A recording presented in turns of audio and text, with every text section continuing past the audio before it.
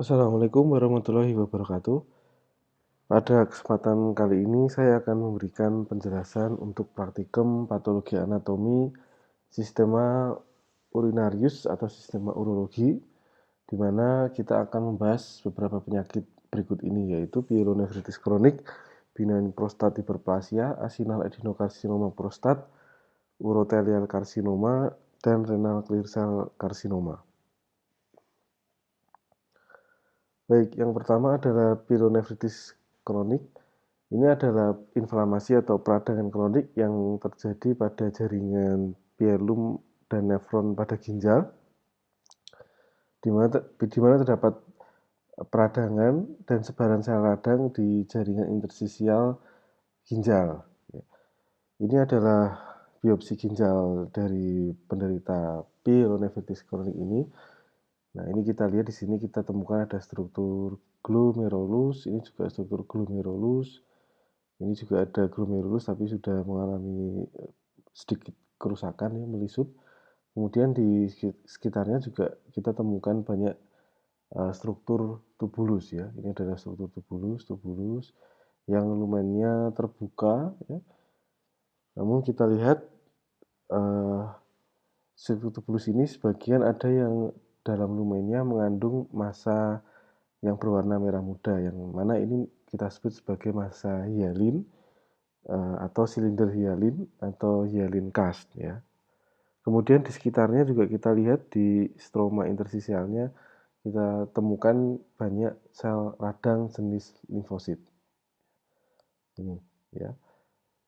Kalau kita perbesar lagi, sel epitel tubulus ini dilapisi epitel kuboid dengan inti sel di tengah, dan sitoplasmanya ini sempit mepet ke inti sel begitu. Tetapi kalau kita lihat pada tubulus yang ini ya dan juga yang ini, kita lihat bahwa sitoplasmanya menjadi membengkak ya. Ini sitoplasmanya membengkak. Jadi sitoplasmanya tidak lagi agak mepet ke inti seperti yang tubulus yang di atas ini, tapi sitoplasmanya bengkak dan keruh. Ya, sebelah sini juga bengkak dan keruh. Nah, ini disebut sebagai cloudy swelling karena sitoplasma dari epitel tubulus ini mengalami akumulasi protein di dalam sitoplasmanya karena mengalami gangguan akibat adanya peradangan di jaringan ginjal ini. Ya. Lalu di tubulus sebelah sini nampak mengandung adanya hyalin cast atau massa hyalin di dalam silinder, di dalam tubulus, yang mana hyalin dalam tubulus ini ketika nanti ikut aliran tubulus lalu masuk ke dalam urin, tercampur dalam urin, maka akan tercetak seperti bentuk tubulus yaitu silinder, sehingga disebut sebagai silinder karena jenisnya adalah hyalin, adalah dinamakan silinder hyalin. Penyebab dari pielonefritis kronik ini biasanya dikarenakan ada infeksi bakteri ya, dan biasanya juga disertai dengan faktor predisposisi adanya kelemahan katup antara pelvis ginjal dan ureter ginjal yang mengakibatkan adanya reflux ya urin dari vesika urinaria naik ke ureter ya. Jadi katup antara vesika urinaria dan ureter ya, atau bahkan yang ureter dengan pelvis ginjal ini mengalami kerusakan atau melemah begitu, sehingga terjadi reflux urin balik ke arah ginjal, sehingga urin yang harusnya membuang bakteri malah bakterinya naik ke atas sehingga membuat infeksi pada ginjal. Nah, di sini kita lihat stroma intersisialnya banyak mengandung sel-sel radang ya, terutama sel radang jenis limfosit dan histiosit. Gejala dari pielonefritis kronik ini biasanya pasien akan mengalami nyeri di daerah pinggangnya atau di daerah costovertebral angle ya. Bisa juga disertai dengan adanya nyeri ketuk di daerah khusus vertebral angel bisa disertai atau tanpa disertai demam. Ya. Baik, berikutnya adalah benign prostate hyperplasia atau BPH kita singkat. Ini merupakan proliferasi dari jaringan prostat yang mana ada proliferasi pada kelenjar prostatnya serta ada proliferasi juga di stroma jaringan fibromuskuler prostat. Nah, kalau kita lihat jaringan prostat ini tersusun atas kelenjar-kelenjar prostat yang menghasilkan sekret.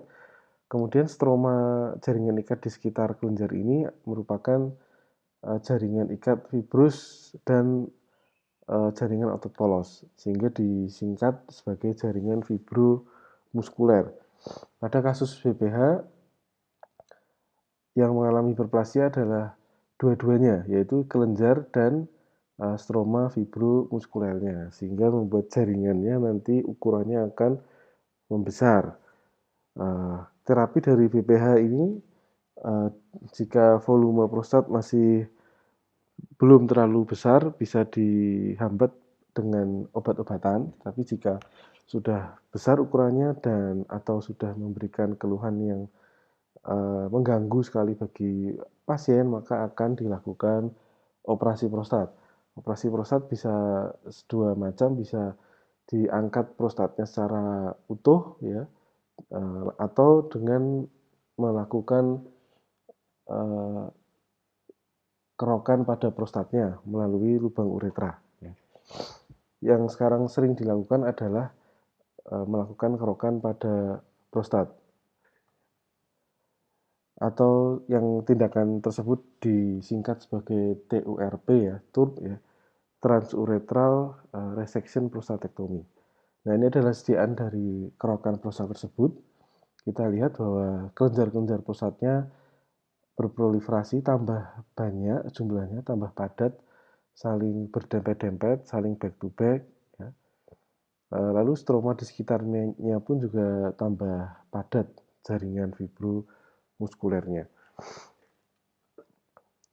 Nah, kita lihat di kelenjar prostatnya ini tambah padat, tetapi batas satu kelenjar dengan kelenjar yang lain ini batasnya masih tegas, masih bisa kita nilai batasnya yang mana.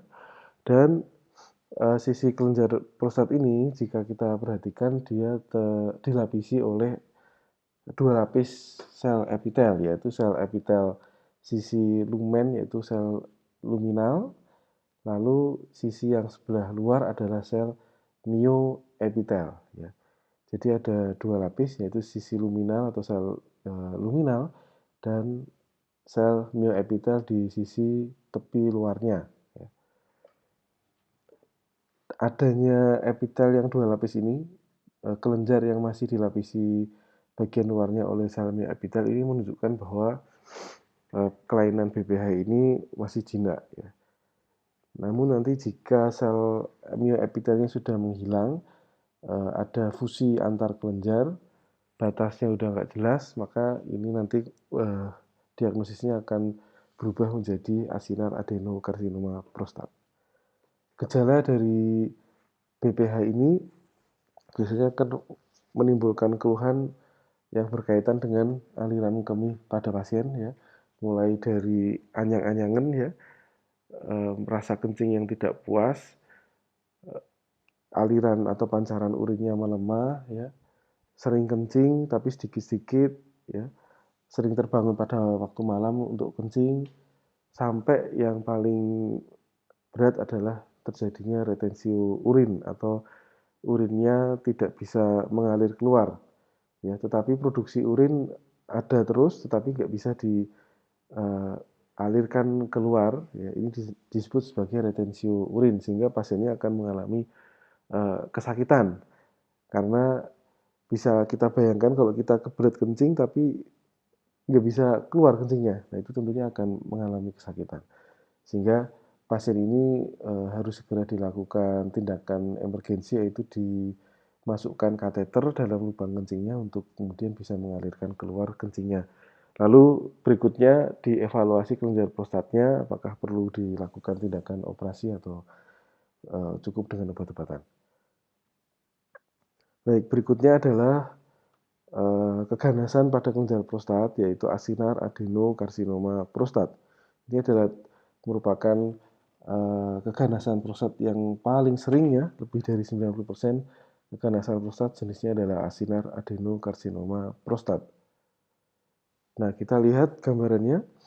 Ini tentunya sangat jauh berbeda dari yang jinak tadi ya, di mana yang jinak tadi stroma fibromuskularnya masih agak banyak, tetapi ini stromanya sudah sedikit karena terisi penuh dengan kelompok-kelompok sel ganas yang membentuk struktur kelenjar ini, ya, atau kelompok-kelompok sel ganas yang berasal dari kelenjar prostat tersebut ya. Nah, ini kalau kita perbesar, ini pada sisi yang lain kita masih ada menemukan duktus-duktus ya, kelenjar prostat yang masih normal, tapi yang di sekitarnya ini yang bentuknya udah diffus seperti ini, solid, batas kelenjar satu dengan yang lainnya nggak jelas. Nah, ini sudah ganas. Kita lihat pembesaran berikutnya yang lebih kuat. Ini duktus yang masih normal, tidak ganas, tapi yang di luar ini kecil-kecil, batas satu dengan yang lainnya nggak jelas, jadi sel ganasnya tersusun solid seperti ini. Mungkin ada sebagian yang masih ada lumanya, tapi batas kelenjar satu yang lain dengan yang lainnya nggak jelas. Nah, ini menandakan bahwa dia ganas. Sudah nggak tahu lagi apakah masih ada mioepitel atau enggak, gitu ya. Nah, apalagi seperti ini nggak jelas batas kelenjar satu dengan yang lainnya mana batasnya nggak jelas, sehingga ini sudah terjadi fusi kelenjar ya, membentuk struktur solid, menandakan bahwa ini sudah menjadi asinar adenokarsinoma prostat. Gejala dan tanda dari asinar adenokarsinoma prostat hampir mirip dengan BPH, yaitu adanya kelainan atau gangguan aliran urin ya. Kadang-kadang pasien tidak memiliki gejala yang berbeda dengan BPH ya, sehingga baru ketahuan ini asinar adenokarsinoma setelah dilakukan reseksi prostat. Tapi ada juga yang kalau sudah kasep atau sudah grade lanjut, mungkin disertai dengan adanya keluhan-keluhan selain aliran urin ya, seperti keluhan keganasan yang pada umumnya, yaitu berat badannya menurun tanpa sebab yang jelas, kakeksia, dan seterusnya. Baik, kita lanjutkan ke pokok bahasan berikutnya, yaitu urotelial karsinoma. Ini merupakan karsinoma atau keganasan yang berasal dari yang asal selnya tumbuh dari sel epitel urotelial atau sel epitel transisional. Kalau zaman dulu, urotelial karsinoma ini sinonimnya namanya adalah karsinoma sel transisional. Nah, tapi sekarang namanya berubah menjadi urotelial karsinoma. Nah, epitel transisional ini melapisi jaringan uretra, vesika urinaria, ureter, bahkan hingga ke pelvis ginjal, sehingga semua jaringan yang dilapisi epitel transisional ini bisa tumbuh ganas menjadi urotelial karsinoma, sehingga urotelial karsinoma ini bisa terjadi di uretra, di vesika urinaria, di ureter, bahkan di pelvis ginjal, ya.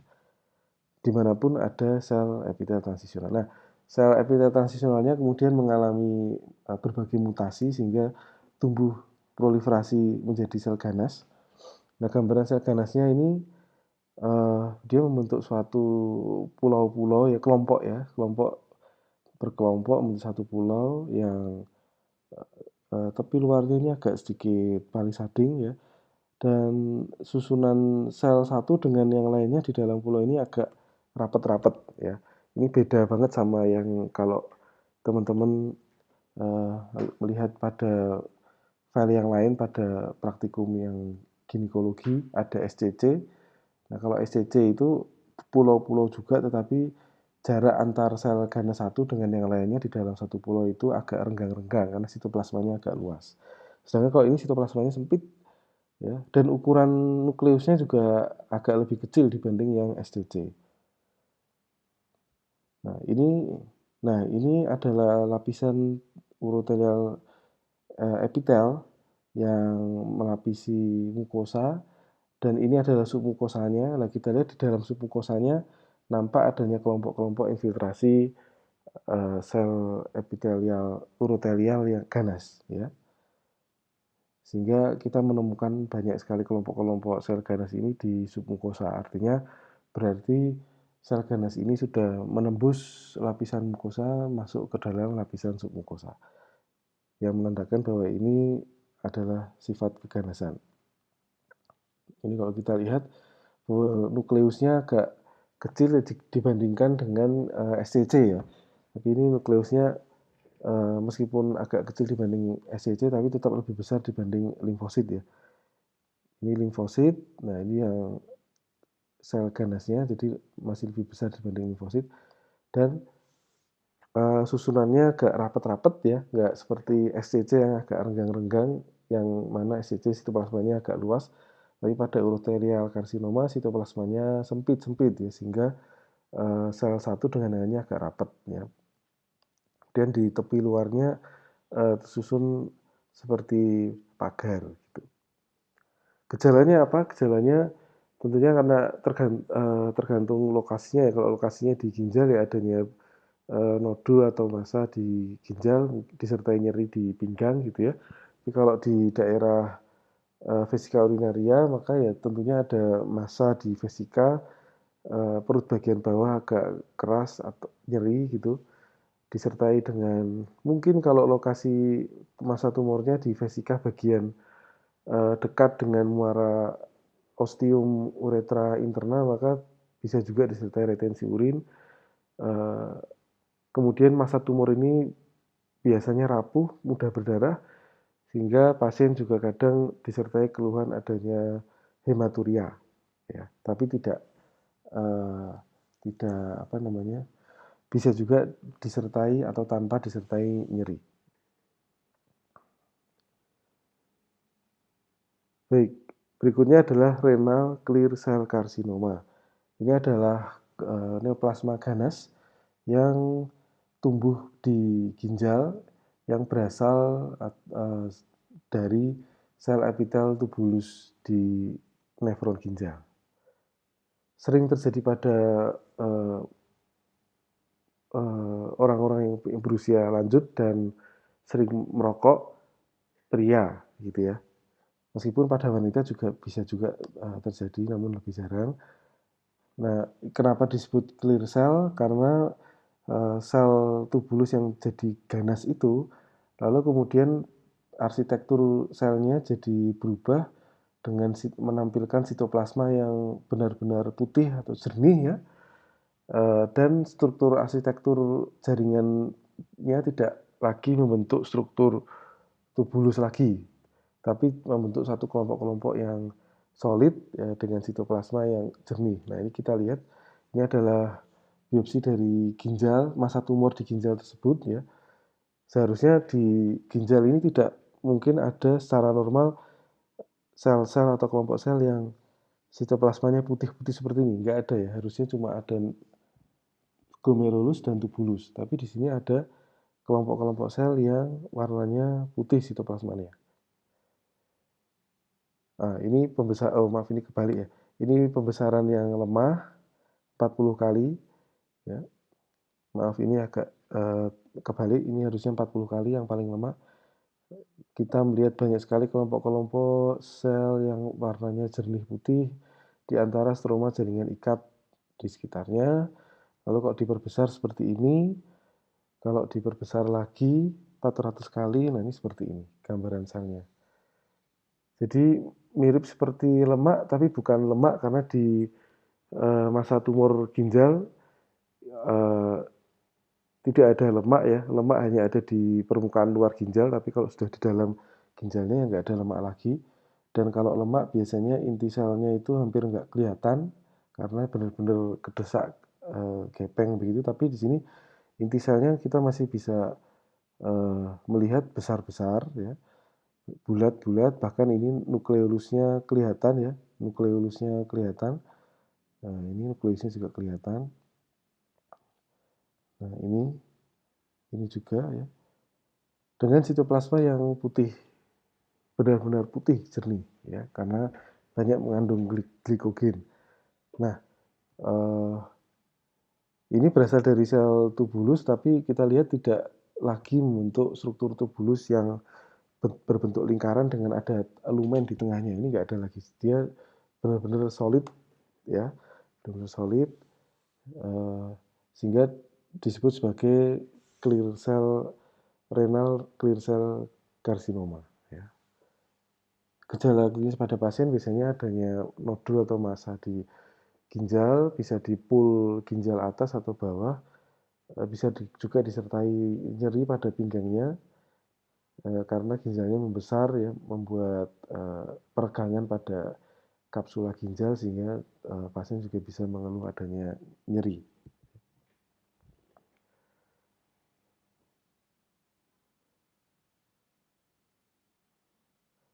Ya, berikutnya adalah seminoma. Nah, ini pada testis ya.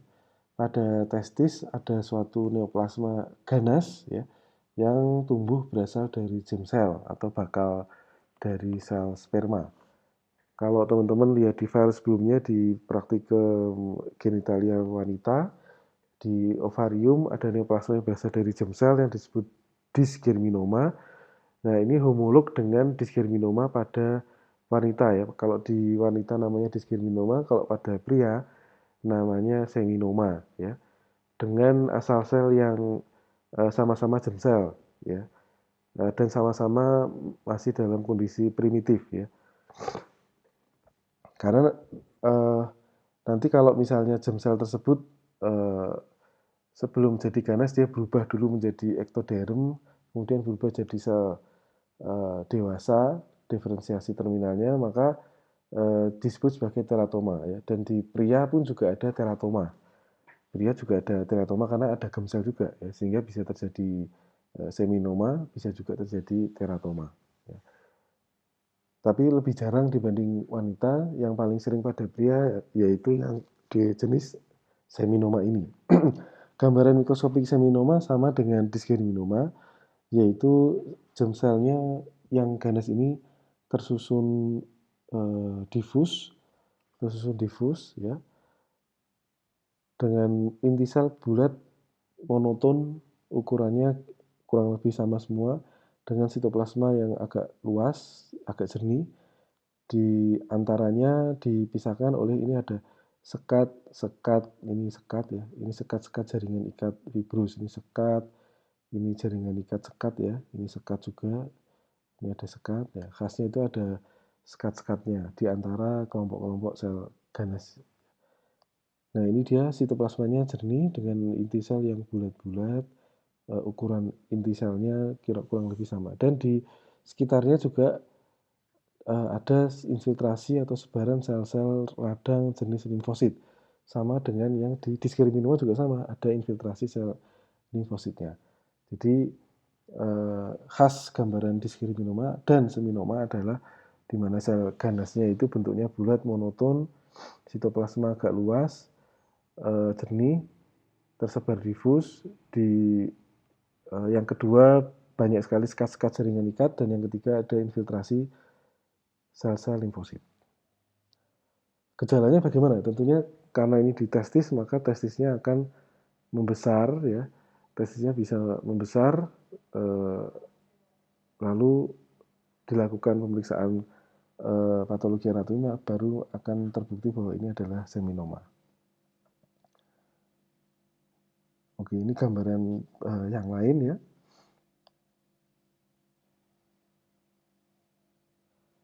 Baik, berikutnya kita akan membahas tentang patologi anatomi dari kelenjar mami ya.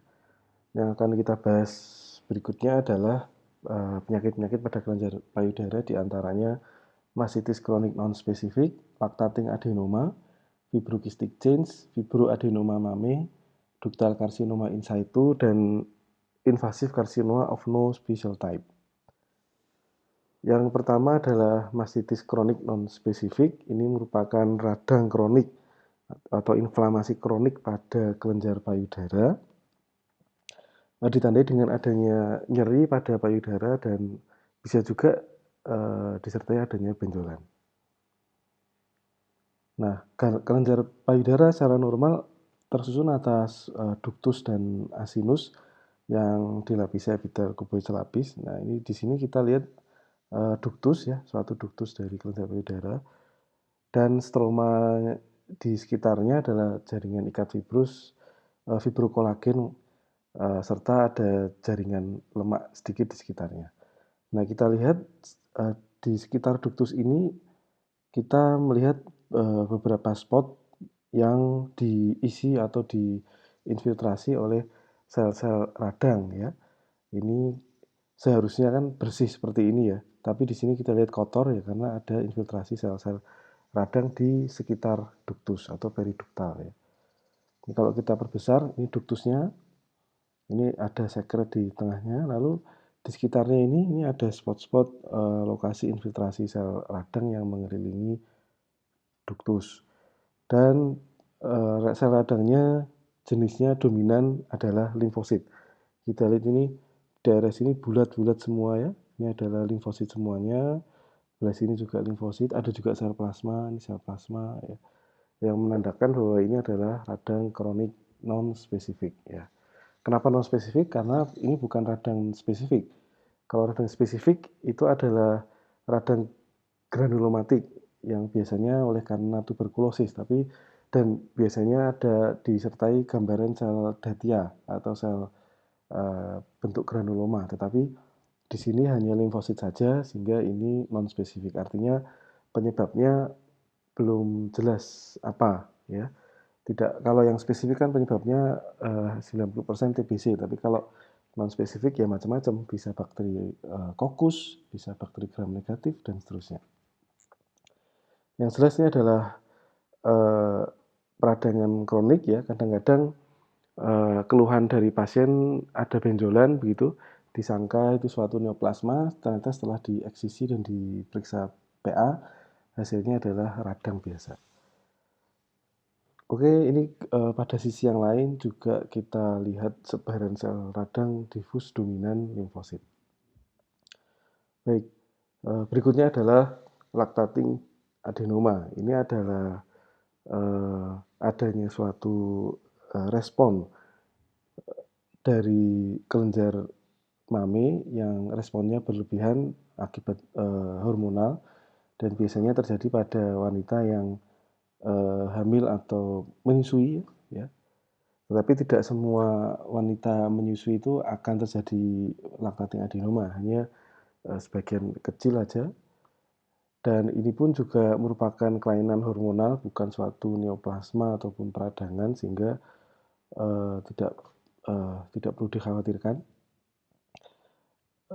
Ini adalah kalau teman-teman lihat di kuliah ya, bahwa di histologi normal pula ya, pada kelenjar mame yang pada wanita yang sedang proses kehamilan dan sedang proses menyusui, itu normalnya payudaranya akan lebih matur dan berkembang dengan asinus dan ductus pada kelenjar mamenya ini, pada lobulus mamanya ini semakin terisi asinus yang padat, saling rapat-rapat dan back to back ya, dengan stroma yang semakin sedikit karena jumlah lobulusnya bertambah banyak dan jumlah asinus dan ductusnya di dalam lobulus juga tambah padat. Nah, pada lactating adenoma gambarannya sama dengan gambaran payudara pada fase menyusui, di mana kita lihat dalam satu lobulus ini ductus-ductusnya padat, saling bertumpuk-tumpuk back to back ya, bahkan membuat labirin seperti ini ya, saling beranastomosis. Nah, ada yang melebar lumennya. Nah, ductus ini dilapisi dan asinus ini dilapisi epitel kuboid selapis ya. Lalu yang sebelah sini kita lihat epitelnya agak tebal ya, yang ini kan agak tipis, agak gepeng. Tapi yang sini agak tebal, sitoplasmanya lebih merah gitu. Nah, ini yang sebelah sini mengalami metaplasia apokrin. Ya, jadi sel epitel ductusnya berubah bentuk menjadi bentuk yang menyerupai epitel pelapis kelenjar apokrin, sehingga ini dikenal sebagai ada metaplasia apokrin yang ini wajar terjadi pada lactating adenoma. Nah, ini pada sisi yang dilapisi epitel kuboid hingga gepeng ya. Nah, ini khas bentukan dari payudara wanita yang sedang menyusui atau yang mengalami lactating adenoma.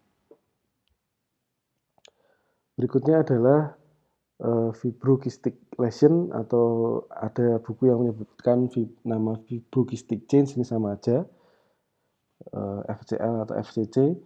Ini merupakan suatu proliferasi dari asinus dan ductus mami yang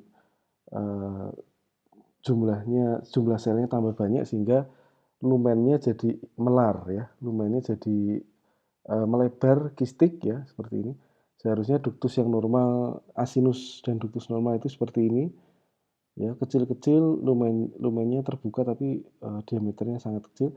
Tapi yang sebelah sini dia benar-benar melebar dengan diameter yang sangat signifikan dibanding yang normal, sehingga disebut sebagai kista ya, atau kistik.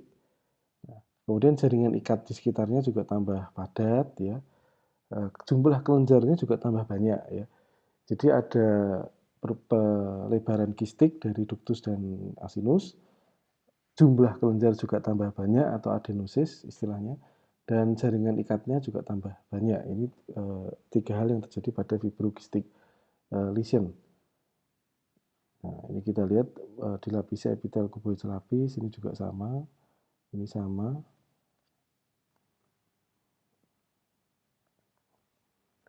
Baik, berikutnya adalah fibroadenoma mame.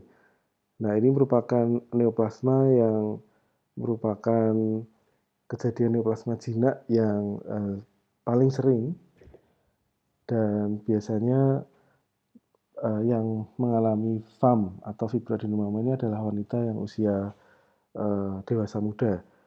Yang paling muda pernah kita temukan usia sekitar 15 tahun sampai yang bahkan sampai 30 tahun ya. Tapi puncak peak incidence-nya adalah pada usia sekitar 20-an tahun. Pada FAM atau fibroadenoma mame ini akan kita temukan adanya proliferasi dari kelenjar serta stroma intralobularis dari lobulus mami. Nah, ini kita lihat, ini sisi sebelah sisi yang masih normal dari jaringan mami, di mana ductusnya diameternya masih kecil ya, panjang kali lebarnya juga masih kecil. Lalu ini stroma fibrokolagennya warnanya merah muda. Tapi kalau yang sisi massa tumor yang kebetulan memang berbatas tegas, dan semua fibroadenoma memang berbatas tegas ya, bahwa di sini stromanya warnanya lebih kebiruan ya, tidak merah muda. Kalau ini kan merah muda, yang ini kebiruan.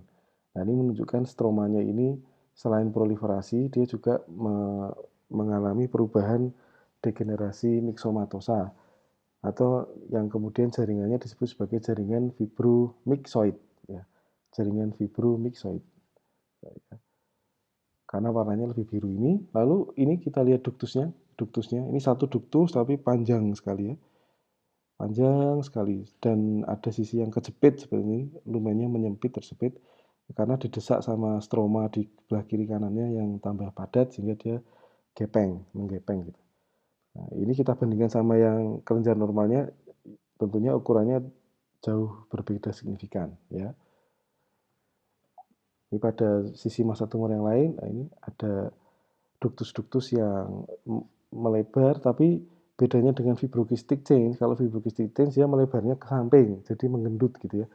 Kalau ini melebarnya ke atas gitu ya, tumbuhnya ke atas, jadi benar-benar slim, ramping, dan lumennya ke gencet ya. Serta stroma yang khas adalah stroma di sekitarnya, ini berubah jadi stroma fibromyxoid, jadi agak kebiruan. Nah, ini stromanya juga tambah padat dengan sitoplasma yang warnanya agak biru ya. Nah, ini banyak sekali ductus-ductus yang panjang-panjang dan kejepit-jepit seperti ini ya. Ini khas gambaran dari fibroadenoma mame atau FAM ya, ditandai dengan adanya benjolan atau nodul pada payudara yang berbatas tegas, mobile, kenyal ya. Nah, operasi benjolan pada payudara ini yang terbaik adalah dilakukan operasi disertai dengan frozen section. Jadi karena semua benjolan ini kita tidak tahu apakah sifatnya jinak atau ganas, apakah hanya sekedar FCC atau FAM atau bahkan sudah karsinoma, karena meskipun palpasinya bisa sedikit dibedakan, yang jinak itu mobile, berbatas tegas, yang ganas itu tidak mobile tapi irregular, tapi kadang-kadang palpasi dan makroskopik itu bisa beririsan dengan yang ganas, sehingga pada saat operasi lebih baik dilakukan frozen section jika ada fasilitas FS, sehingga pada saat operasi ketika durante operasi pemeriksaan PA mengumumkan hasil jinak, maka operasi cukup berhenti sampai di situ. Tetapi jika hasil PA-nya ganas selama 30 menit pemeriksaan frozen section, maka operasi akan diteruskan menjadi radikal mastektomi kalau ganas ya. Nanti kita akan cerita di bagian yang ganas ya. Baik. Berikutnya adalah ductal karsinoma in situ. Sekarang kita masuk ke neoplasma ganas pada payudara. Nah, jadi neoplasma ganas pada payudara ini step atau kelas yang pertama yang paling rendah adalah in situ. Kenapa dikatakan in situ? Karena sel ganasnya ini masih terbatas atau masih dibatasi oleh sel mioepitel dan membrana basalis. Sehingga kelompok-kelompok sel ganasnya ini masih ada membran basalnya yang masih kita bisa highlight atau masih bisa kita lihat batas kelompok satu dengan kelompok yang lainnya, belum infiltratif ke dalam stroma. Sehingga disebut sebagai in situ ya. Tapi dia sudah ganas, sudah karsinoma, tapi dia masih in situ. Dan kalau in situ biasanya cuma dilakukan operasi tanpa adanya terapi misalnya konvensional kemoterapi ya. Tapi biasanya dilakukan operasi dan disertai dengan terapi hormonal drugs, karena biasanya kalau pada DCIS atau ductal carcinoma in situ ini estrogen reseptornya profilnya positif kuat. Ya, baik. Jadi ini satu ductus yang kemudian berproliferasi, sel-selnya tipikalnya jadi ganas, tetapi membran basal batas ductusnya ini masih jelas. Belas ini juga sama, batasnya masih jelas ya. Kemudian sebelah sini juga masih jelas, ini juga batasnya tegas, ini juga batasnya tegas, ini juga sama, ini sama, ini sama ya, ini juga sama. Nah, gambaran struktur ya dari DCIS atau ductal carcinoma in situ yang selanjutnya saya singkat DCIS ya. Ini ada 4 gambaran ya, bisa berupa cribriform seperti ini, cribriform. Jadi satu ductus lumennya, lubang lumennya ini lebih dari satu ya. Nah, terbentuk lumen sekunder yang lebih dari satu dari dalam satu ductus ini. Namanya cribriform. Lalu ada juga yang bentukan seperti ini, yaitu komedo necrosis atau ini juga sama, ini juga sama. Yang ditandai dengan bagian tengahnya ini ada massa nekrotik atau area nekrosis di tengah, lalu dikelilingi oleh sel-sel ganas, tapi di bagian luar tepinya masih ada membrana basal. Jadi ada area nekrosis di tengah, ada kawah, ada danau di tengah. Nah, ini komedo nekrosis. Itu tipe yang kedua. Tipe yang ketiga adalah solid. Nah, solid ini seperti ini. Ya, ini solid. Meskipun tidak murni solid, ada satu celah lumen ya, tapi intinya kalau yang solid itu benar-benar nggak ada lumen sama sekali ya. Benar-benar nggak ada lumen sama sekali. Contohnya seperti ini, kalau kita mengabaikan ini ya, lumen ini kita abaikan, maka ini adalah solid. Ya. Yang keempat adalah struktur papiler. Ya. Struktur papiler itu kira-kira seperti ini ya. Jadi ini ada tonjolan-tonjolan papil gitu seperti jari yang menjorok masuk ke dalam lumen. Ya. Biasanya dalam satu pasien hanya satu atau dua struktur ya, sangat jarang dalam satu pasien itu 4 struktur ada semua, itu ada sih tapi jarang ya. Nah ini DCIS ya. Ini tadi yang struktur cribriform tadi. Nah ini sel-sel ductus atau sel epitel di dalam kelompok ductus ini biasanya kalau pada DCIS itu bentuknya monoton. Nukleusnya, ukurannya, size-nya sama semua gitu ya, monoton dan tersusun rapi ya. Nah, ini pada sisi yang lain. Nah, ini kita lihat benar-benar rapi, monoton ya, tidak ada yang saling overlap ya. Nah, ini dia gambaran dari DCIS.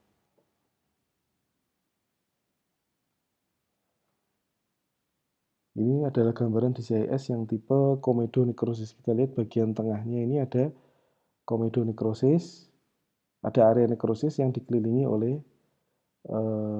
sel ganas, tapi bagian tepi luarnya masih ada membrana basalisnya. Nah, ini juga sama tadi yang tipe cribriform, kalau diperbesar dengan besaran yang lebih kuat, sel-selnya ini bulat-bulat, monoton, hampir jarang yang overlap, jadi benar-benar berjejer-jejer, ya, kromatinnya agak sedikit kasar ya. Baik, berikutnya yang terakhir adalah invasive carcinoma of no special type atau disebut sebagai NST. Dulunya karsinoma ini dinamakan invasive ductal karsinoma atau IDC atau ductal invasive carcinoma atau DIC ya sama aja. Tapi sekarang WHO merevisi namanya menjadi no special type atau lengkapnya adalah invasive carcinoma of no special type NAMI. Ini adalah jenis karsinoma yang paling sering, sekitar lebih dari 85% pasien karsinoma mami ya di Indonesia ini jenisnya adalah NST ini ya. Jenis yang lain juga ada, tapi tidak akan kita bahas di sini karena terlalu dalam untuk level preklinik ya. Ada invasif lobular karsinoma, ada invasif mucinous karsinoma dan seterusnya. Ini untuk level spesialis patologi anatomi ya. Tapi yang jelas sifatnya ganas, asal selnya tumbuh dari sel epitel asinus atau ductus ya, dalam lobulus ya, atau yang sering disingkat sebagai TDLU, terminal ductal lobular unit. Nah, itu asal dari keganasan ini. Nah, kita lihat di sini bahwa sel-sel ganasnya sudah infiltratif ke dalam stroma jaringan fibrokolagen di sekitarnya ya. Jadi batasnya udah nggak jelas lagi, infiltratif ya. Ini banyak sekali kayak bentukan-bentukan kayak cacing-cacing seperti ini ya. Nah, dan menyebar sampai hampir keseluruhan stroma ini. Nah, ini dia. Stromanya jadi tinggal sedikit atau sempit ya. Nah, kalau tipikalnya infiltratif seperti ini ya, batasnya nggak benar-benar bulat seperti yang di DCIS, berarti ini sudah menembus membrana basal, sudah hilang sel mioepitelnya, maka menjadi invasif. Makanya di sini nama depannya dikasih kata invasif karena dia sudah menembus mioepitel dan membrana basal dari ductus dan infiltratif di dalam stroma. Ya. Makanya ada terminologi invasif karsinoma of no special type ini. Ya. Ini gambaran yang lain. Nah, ini kita lihat di sini, apalagi yang sebelah sini batas sel ductus yang satu dengan ductus yang lain nggak jelas. Sel-selnya solid ya, tersusun solid, bahkan sebelah sini nggak ada lumen sama sekali ya. Sel atau nukleusnya ini sudah pleomorfik ya, nggak lagi monoton kayak yang di DCIS, tapi dia sudah pleomorfik, ada yang besar, ada yang agak lonjong, bulat, seperti itu. Kromatinnya kasar sekali ya, sampai warnanya putih. Nah ini seperti yang kemarin saya sampaikan bahwa nggak semua sel ganas itu harus hiperkromatik atau harus warnanya gelap, tapi justru beberapa sel kanker itu warnanya malah putih atau yang diistilahkan kromatinnya kasar vesikuler ya. Nah, ini contohnya salah satunya ya. Nah, eh, ini mungkin masih ada sedikit membrana basal, tapi yang sebelah sini sudah solid begitu ya, sudah solid. Jadi kalau pada kasus NST ini beberapa masih ditemukan komponen in situ-nya. Ya, jadi artinya dalam satu nodul massa tumor itu ada sisi fokus yang masih ada satu area yang masih ada di CIS-nya, ada area yang lain itu sudah invasif. Nah, kalau sudah ada area yang invasif, maka diagnosisnya tetap diambil yang terburuk, yaitu yang sudah invasif karsinoma. Kecuali kalau dalam massa tumor itu kesemuanya masih in situ semua, nah itu baru diagnosisnya adalah murni in situ. Tapi kalau sudah ada yang sisi invasifnya, maka uh, diagnosisnya adalah tetap yang invasif ductal karsinoma atau invasif karsinoma of no special type. Nah, ini gambaran klinisnya kalau yang sudah ganas, apalagi yang sudah stadium lanjut ya, sudah lama begitu, nodulnya batasnya tidak tegas, terfiksir di dasar, agak keras konsistensinya. Kemudian kalau dia infiltratifnya sampai ke menuju ke kulit, maka kulitnya ada tarikan-tarikan sehingga seperti kulit payudara tidak mulus tapi berkerut-kerut seperti kulit jeruk atau periode orange. Lalu bisa juga kalau lokasi tumornya itu dekat pada nipple atau puting ya, maka putingnya jika ditekan bisa mengeluarkan sekret ya, darah atau sekret yang lain, kehijauan misalnya gitu ya.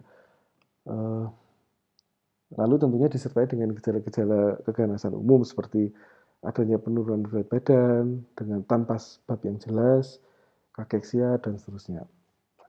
Tapi kalau pada yang masih tahap awal, kalau pada tahap awal, gejala-gejala yang tadi ada periode orange, retraksi papila atau adanya sekret pada puting, terfiksi di lumen, ukurannya besar, itu gejala-gejalanya masih belum nampak semuanya kalau masih tahap awal. Makanya ada suatu metode sadari, yaitu periksa payudara sendiri, yaitu dengan meraba payudara secara rutin,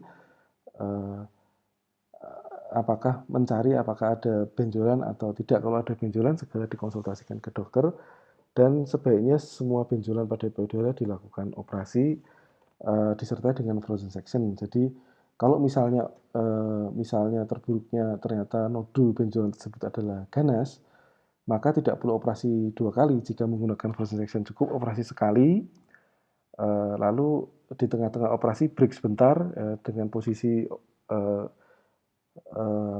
dengan posisi pasien masih terbius dan jaringan payudara masih terbuka. Lalu massa tumornya diambil dan diperiksa di patologi anatomi sekitar maksimal 30 menit. Lalu jika hasilnya ganas, maka operasi akan langsung dilanjutkan ya, tanpa tanpa adanya kemudian dijahit terlebih dahulu gitu ya. Nah, ini tentunya berbeda dengan misalnya di daerah yang mungkin tidak ada sarana frozen section, maka kalau hasilnya ganas berarti dibuka lagi, operasi lagi, jadi 2 kali operasi. Jadi operasi pertama mengangkat nodul, lalu kemudian ditutup, dijahit, pasien pulang. Lalu kemudian hasil PA keluar, hasilnya ganas, lalu karena hasilnya ganas maka protokolnya harus dilakukan radikal mastektomi ya, diangkat payudaranya sekulit, sepapila mame, seaksilaridal, KGB aksila ya, maka harus dilakukan operasi yang kedua kalinya. Nah, ini keuntungannya menggunakan frozen section, operasinya cuma 1 kali aja. Ya. Baik,